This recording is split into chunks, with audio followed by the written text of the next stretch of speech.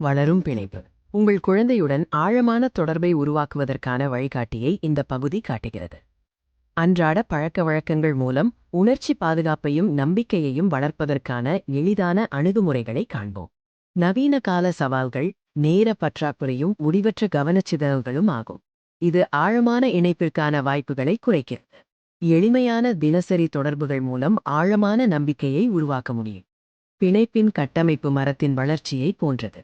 வேர்கள் உணர்ச்சி பாதுகாப்பை குறிக்கின்றன. தண்டு தொடர்பு மற்றும் தரமான நேரத்தை குறிக்கிறது. மரம் நம்பிக்கை மற்றும் பச்சாதாபத்தை குறிக்கிறது. கிளைகள் வளர்ச்சி மற்றும் சுதந்திரத்தை குறிக்கின்றன. வேர்கள் உணர்ச்சி பாதுகாப்பு ஏன் முதலில் வருகிறது?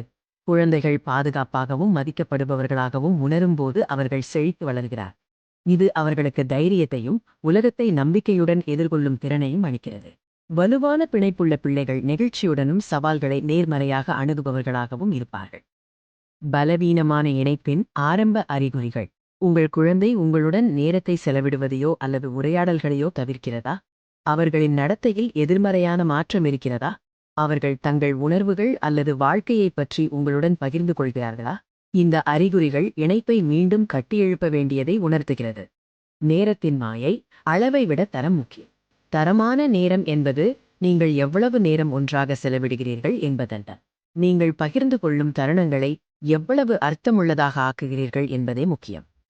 இணைப்பின் சடங்குகள் குடும்ப வாழ்க்கையில் கணிக்கக்கூடிய தன்மையையும் குழந்தைகளுக்கான சொந்தமான உணர்வையும் தருகின்றன.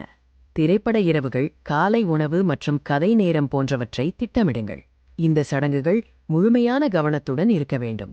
செயலில் கேட்பது என்பது வெறும் வார்த்தைகளை கேட்பது அல்ல, உரையாடலில் முழுமையாக இருப்பது. இதில் கண் தொடர்பு, கவனச்சிதறல்களை அகற்றுதல், வார்த்தைகளை எதிரொலித்தல், உணர்வுகளை அங்கீகரித்தல் ஆகியவை அடங்கும். வயதுக்கு ஏற்ற தொடர்பு முறை முக்கியம். பாலர் பருவத்தில் உள்ளவர்கள் தங்கள் உணர்வுகளை வெளிப்படுத்துவது சிரமமாக இருக்கலாம்.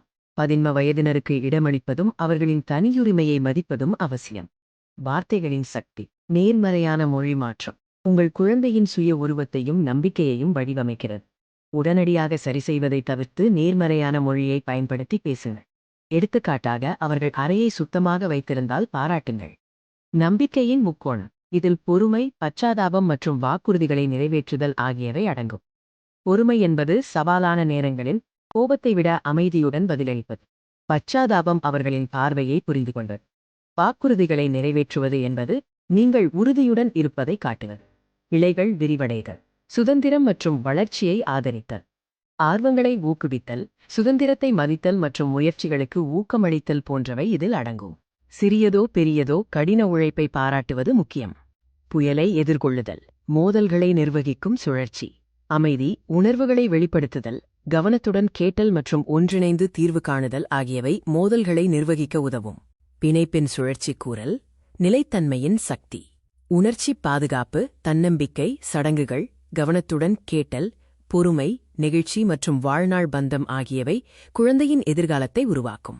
பிணைப்பு என்பது ஒரு பயணம், இலக்கல்ல. இது உங்கள் குழந்தையுடன் சேர்ந்து கற்றுக்கொள்ளும் மற்றும் வளரும் திறந்த மனதுடன் இருப்பது. ஒவ்வொரு நாளும் அன்பு, பொறுமை மற்றும் நோக்கத்துடன் வெளிப்படுவதே முக்கியம். ஒரு சிறந்த பிணைப்பு இன்று எடுக்கப்படும் ஒரு சிறிய அன்பான அடியிலிருந்து தொடங்குகிறது.